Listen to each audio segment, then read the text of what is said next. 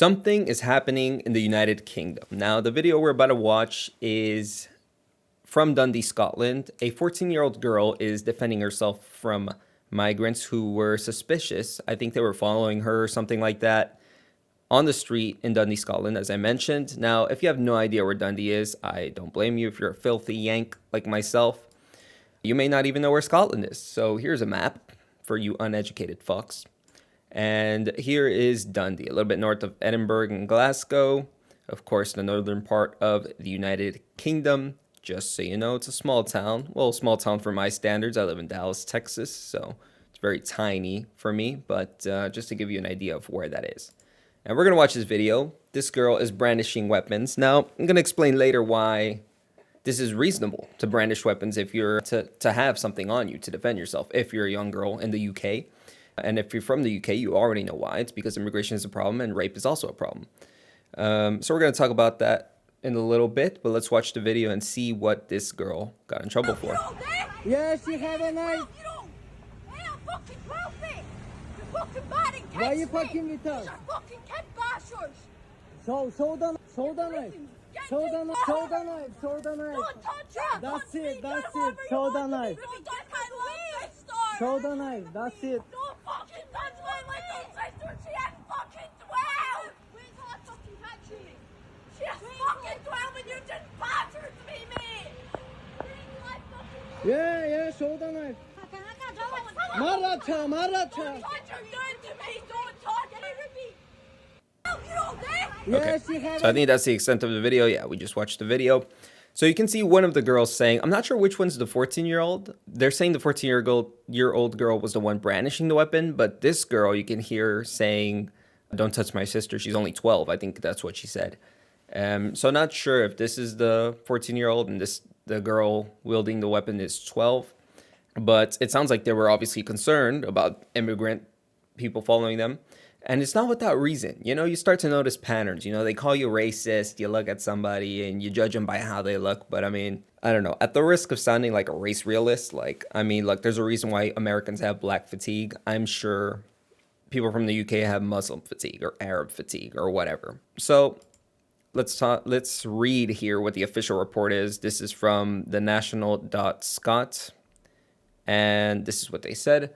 A teenage girl has been charged after an incident involving a bladed weapon in Dundee. I think the girl has since been arrested. I couldn't find any articles to confirm this, but I have seen it reported on Twitter. Very reliable source, but I don't know. I believe it. It makes sense for the UK. Police were called to the scene at St. Anne Lane in the Lochie area of the city shortly after 7:30 p.m. on Saturday. Officers responded after reports of a girl having a bladed weapon. The Courier reported that several police cars attended the scene at Balgay Street car park. A Police Scotland spokesperson said around 7:40 p.m. And we already saw that female youth with a bladed weapon. She was 14 and she will be reported to the relevant authorities. Now, like I said, immigration is a problem in Scotland. Or maybe I didn't say this, I don't know. But it is, and I'm going to bring up some statistics. I have 2 Excel files. Luckily, Scotland is very good at reporting stats, and so they provide you Excel files with, charts on immigration and sexual crimes. So we're going to look at that, and we're going to see an interesting correlation between net migration and an increase in sexual crimes, and a really significant increase. Like, I'm talking 100% increase since 2015. So in 10 years, 100% increase in sexual crimes. Or at least in attempted rapes, I think. I don't know. We'll take a better look at it later. But spoiler alert, it's not because of rising population, right? You might say, oh, the number of rapes is increased because the population is increased. The rate is the same. Well, I don't know what the rate is, but I can guarantee you it's not the same because the population of Scotland has hovered at around 50 million for a while. And we're going to get to this later, but here's a quick graph. After 1941, it seems like it's stuck around 5 million. So, yeah, 5 million. I wasn't sure if that was 5 or 50. Like I said, I'm sorry for the Scottish people watching. I know I'm a filthy Yank. I know nothing about Scotland, but just wanted to report on this because I don't know. Maybe some people don't know, outside of Scotland, outside the UK, how big of a problem immigration can be, especially when it's from countries that don't align with your culture, right? We have an immigration problem here in the United States, but it's very different because a lot of our immigrants tend to be from Mexico or South America, majority Christian countries, right? At least ostensibly, at least nominally, the people identify as Christian. And so even though they have a different culture, different values, they kind of share some ideas with us, right? They share, if two people believe in the gospel, even if they're from different parts of the world, they're going to have some commonality, right? If two Christians meet up, like I said, they're going to have the gospel in common. If a Christian and a Muslim meet up, even if they have even in a similar culture, even an American Muslim and an American Christian will have so much difference despite being from the same culture. You can't, some cultures don't mix, and Islamic culture and Arab culture is one of those that you can't mix with Christian countries, with the UK. And it's an abomination anyway. It doesn't matter if it can blend or mix. You should get rid of it anyway. So this is a Scottish Conservative leader, Russell Findlay. I believe he's part of the Scottish Parliament. Is that what it's called? I'm not sure. Like I said, I know nothing about Scotland or their government system. But it seems that there are protests in the UK, especially in Scotland, regarding asylum seekers being housed in hotels in Scotland. And of course, I would be pissed if I was a Scottish person. Hell, I was pissed as an American when they were housing people in New York. Don't know if that's happening still. And paying them $4,000 a month just to spend, every day without having a job. Free, they have housing. Why are you giving them $4,000 a month? Like, what do they need that for? I need that. I'm in a suit because I was at a job interview. That's why I need the $4,000 a month. Why the hell are you giving it to some non-tax paying person that isn't even a citizen, not even from here? You know what I'm saying? Anyway, back to this. So anti-immigration protests have been held in Perth, Aberdeenshire, and Falkirk this month, with officials raising fears that the events could turn violent. Now, these are all towns in Scotland or cities in Scotland. And it seems like things have been picking up all over the UK. I see a lot of people protesting by hanging up Union Jack flags or English flags, especially in England. This is a big deal. People are having confrontations over other English people bringing down the flags, which is just insane. I mean, you've lost a plot when you're taking down the flag of your country. Like, if patriotism is dying, your country is dying. There's no other way to put it. If you have your own people, like born and raised in your country, tearing down your flag, something is wrong with you. Now, of course, we're having that in America, but I feel like the UK, England especially, is kind of speed running, like the woke Olympics. They're like trying to beat us in the woke Olympics or something. Like, the way their patriotism has died is insane. I mean, and they also have like these race relations issues that are kind of manufactured because they didn't have the issue of slavery like we did. At least here it's understandable. Okay, I understand. It might be nonsense, but I understand why you're asking for reparations, right? Why the hell would you need that in the UK? Like, you guys didn't even have slavery. But anyway, let me see here. Campaign group Stand Up to Racism Scotland accused Findlay of scapegoating refugees. Now, scapegoating is a strong word, but I feel like Findlay should just own up to it and be like, yeah, straight up, I'm blaming the refugees. They're causing all the problems in this country. They're asylum seekers. What are they running away from? Do we really need to spend money when we have problems in our own country? Why don't they stay in their country and fix their own problems? You know what I mean? If they're so worried about the problems in their country, why don't they stay there? Look, it's like when the United States was leaving Afghanistan. You have a bunch of fighting age males. If you're so worried about your rights and about protecting women in your country, why don't you get a gun, get some training, and go do something about it? I mean, this is your country. Why are we, people from another country, fighting for you? What are we getting in return anyway? Okay, the Scottish Tory leader, speaking to journalists after a speech in Glasgow, raised a case of Sadiq Niksad, an asylum seeker from Afghanistan who was jailed for 9 years in June for raping a 15-year-old girl in Falkirk in 2023. Now, this is separate, mind you. I found another case. I was just looking up rape, and the rape in Scotland. Oh, look at that. What a coincidence. It was another immigrant in another, I don't know if this was also in Glasgow. No, there's another rape in a different town in a different year. But it's the same scenario. Underage girl and an immigrant from a Muslim country. What a coincidence. Oh, but there's no correlation there. You hear the woke people. As a matter of fact, I'm going to jump to this straight away. I'm not even going to read this article because the woke judge in this case is insane. This was a 27-year-old man, Al Bakr, who was in the UK illegally. He was in Scotland after leaving Ireland. And he raped a 15-year-old girl. I think she was at a bus stop or something. And just some sick shit to read. And here goes Judge Farquharson. Now, I don't know. Like I said, I don't know that much about Scotland. Scottish people, tell me if this is a Scottish name. All right. Should I look up this judge? Let me just look up this judge. Okay, never mind. I'm not going to find it. Okay, maybe he is English. I don't know. But you people tell me if this is an immigrant name or a Scottish name. But either way, this person's insane. He says to the migrant, "Your attitudes towards females cause me grave concern." That should cause you a little more concern than that, I think. He describes him as taking advantage of her pen and particular vulnerability in order to satisfy his desire for sexual gratification. Your actions were opportunistic and predatory. But this is the insane part. He says he takes into consideration a difficult personal history given the war in your birth country of Syria. Who gives a fuck what is happening in his home country? Who gives a fuck? Why does it matter? How hard is it? Oh my gosh, your life was so hard. We have to take sympathy on you. Oh my gosh, you raped a 15-year-old girl, but it's okay. It's because you're from a war-torn country. It's not because you're some sick fuck who wasn't taught, the right morals and ethics and didn't get the right religion instilled in you when you were young. No. It's not because of all that. It's not because you're a sick fuck. It's because you're from a war-torn country. You just don't know. You're just misled. You're just a poor little soul. If you let this guy got 9 years, by the way. I don't know if I said that yet. This guy got 9 fucking years for ruining the life of a poor 15-year-old girl, defenseless. Nothing she could do. Her life has changed forever. Meanwhile, he's going to spend 9 years in jail and then get on out and probably do more of this, as we've seen. I mean, these people are repeat offenders. Probably going to get out and rape more people and maybe even get away with it, because some of these cases don't even get reported. Rape is underreported.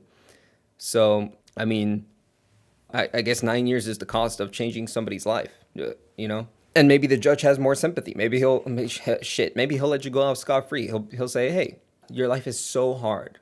We'll let you off with a warning. Just this one time, don't do it again. We might give you a fine next time." You know what I mean? Just some sick shit. I don't mean to make light of the situation, but it's just insane. Of course, the victim's mom, rightfully so, says, "My blood is boiling. I'm disgusted. Why was he able to flee the country 3 days after he raped my daughter?" Yeah, so I think he was extradited back to Scotland. I didn't read that much about this case beforehand. It's just an example of like an immigrant raping a Scottish girl. And of course, like I said, that's separate from the one from the Tory leader. I forgot his name, Findlay. Right, the Conservative leader, Findlay. He says it's understandable in those circumstances why communities would question the entire integrity of safety of the immigration system. I just realized I didn't turn on my lamp. Let me turn this on real quick. There we go. That looks much better. What the heck? I just recorded a whole video without my purple lighting. Anyway, it doesn't matter. Now, Findlay told reporters that the UK needed to attract good quality immigration. Now, this is something scary. I would be scared if I was a conservative person reading this in the UK and in Scotland, looking at my conservative leaders and him saying we need good quality immigration. We still need him saying, this is me pertaining to him, we still need immigration, but we need good immigration. We don't want bad immigration. We need the right. No. You need no immigration, all right? You need to focus on the people of your country, the people born and raised there, the natives, right? You need to acquiesce to them, cater to them, fix their problems. And then maybe if immigration helps the town in some way, I know Scottish people tend to leave Scotland. I know if it wasn't for immigration into Scotland, then Scottish population would be declining. I know the population is propped up because of immigration. So first of all, address the reasons why people are leaving. And then maybe if people are still leaving, if you need to let in some immigrants to work some jobs to maybe prop up the economy, okay, fine. Maybe a few immigrants here or there, like you said, good quality immigration. But that shouldn't be the goal. The goal should be zero immigration. Cater to your civilians, your citizens, without needing to import labor or wanting to feel like a savior and having a refuge everyone in the world. Like, you need to take care of your people first. Now, of course, the insane spokespeople, what do they say? Stand Up to Racism Scotland say, we condemn Findlay's attempts to point the blame for the problems affecting working class people today away from those responsible and instead to scapegoat migrants and refugees.